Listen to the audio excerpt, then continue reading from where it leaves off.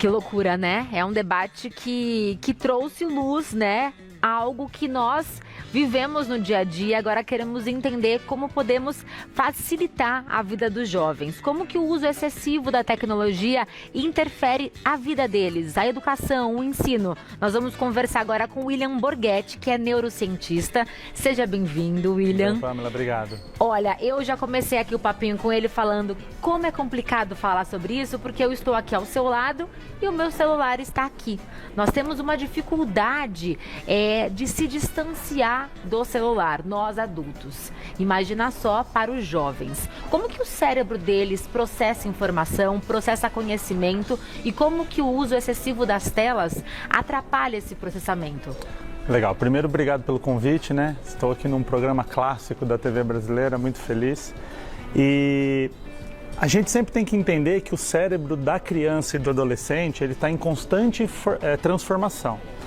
A neurociência vai chamar isso de neuroplasticidade, né? A palavra plasticidade vem do grego plastikos, aquele que se molda, que dá origem ao plástico de fato, né? Então, qual que é a ideia? A gente gosta de fazer uma analogia que o cérebro de um bebê é como se ele fosse um vaso de barro bem molhado, que qualquer movimento que você faz, ele se adapta rápido. E esse vaso vai secando ao redor quando a gente tem lá 100 anos, ainda está tendo alguma alteração, mas é muito menos do que no começo. Então a neuroplasticidade vai acontecer para sempre, mas na criança e no adolescente ela é muito forte.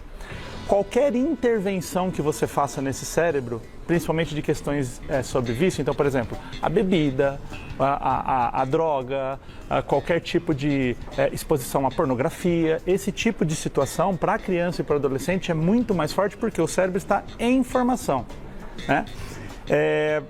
O celular, como você bem disse, é um problema da sociedade. Te contava aqui que eu sofri um assalto hoje, né? Estou sem meu celular e a hora que eu fui assaltado eu falei, como é que eu vou embora? Como é que eu pago? Como é que eu peço? Então, nós adultos precisamos e a criança, ela tem uma visão diferente sobre isso, porque para ela recebe tudo que ela gosta, tudo que é legal, o algoritmo entrega isso para ela, né? Então o impacto é direto, fazendo tudo que é legal para ela e um cérebro que ainda não está pronto para tomar esse tipo de decisão. O cérebro não está pronto para a tecnologia, ele não está pronto para a tela, é isso? Ou essa informação que é bombardeada numa velocidade superior ao que o cérebro está pronto para receber, que atrapalha a formação da criança? Vamos imaginar que o cérebro lá, quando ele foi produzido, ele não tinha esse tipo de estímulo, né? Quando a gente pensa, por exemplo, sobre vício em açúcar, o ser humano, ao longo de toda a humanidade, de toda a história, o máximo que você ingeria de açúcar, por exemplo, uma banana, né? Era frutose, né? Isso, hoje essa coisa é industrializada e tal, nenhum corpo está preparado para isso naturalmente.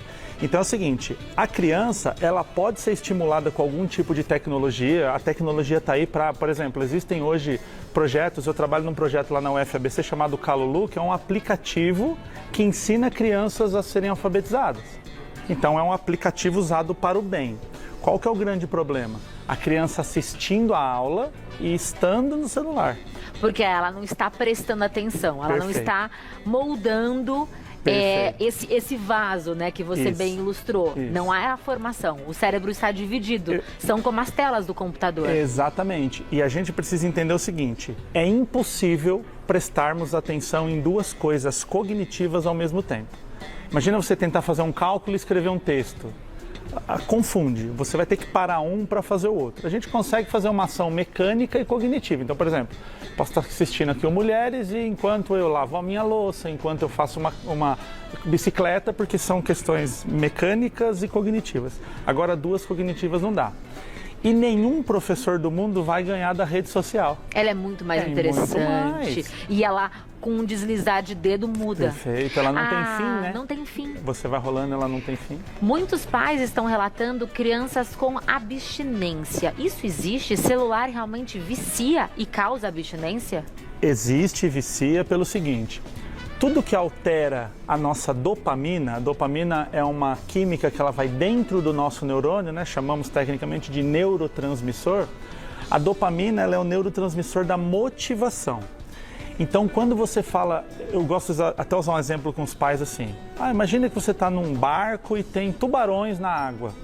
Você pularia num mar com tubarões? Não faz nenhum sentido. Seu filho caiu ali. Agora eu pularia. O tubarão é o mesmo, a água é a mesma, o barco é o mesmo. O que mudou? Agora você tem uma boa motivação para fazer aquilo. Né?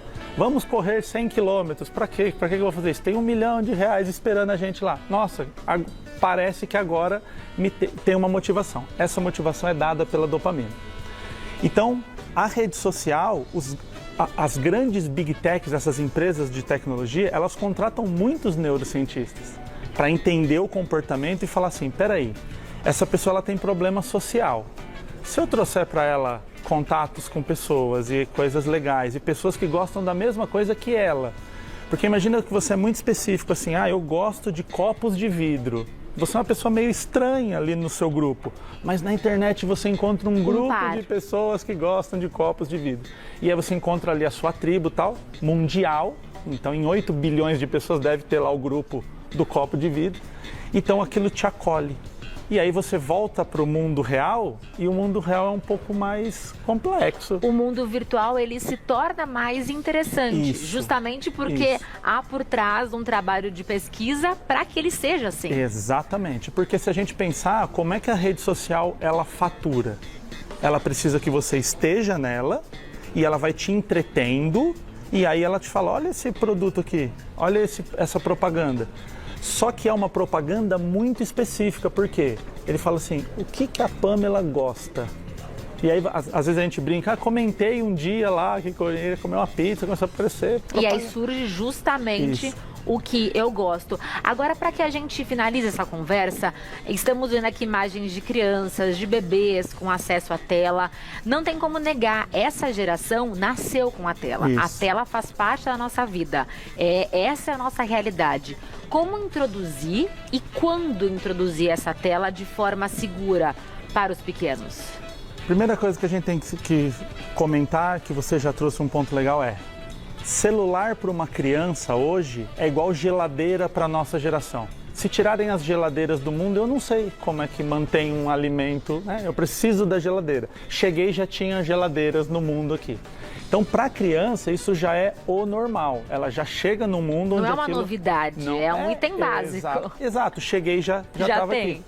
Existem alguns estudos que mostram uma coisa bem interessante, que é assim, uma coisa é você estudar ou conversar ou estar num papo com o celular do seu lado e outra coisa é esse celular estar num lugar que você não tem acesso.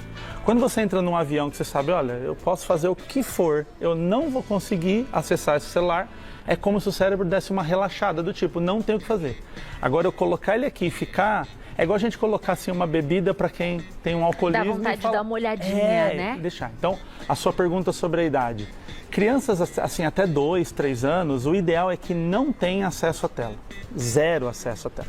Porque é um momento de muita formação. Aquele vaso de barro, ele está muito molinho. Então, essas luz, essa coisa que chama muita atenção, é só você prestar atenção quando uma criança está num lugar que tem alguma TV, num restaurante, como aquilo direciona. Porque tem luz, é legal, né? É desenhado para isso. Conforme vai passando essa fase, o interessante é poder ter sempre ir soltando aos pouquinhos e mostrando 1 hora por dia, uma coisa assim. Com acompanhamento e com conteúdo. Exatamente. William.Borghetti, para que você conheça mais o trabalho e entenda mais sobre esse e outros assuntos relacionados à neurociência. William.Borghetti, Borghetti com 2 T's.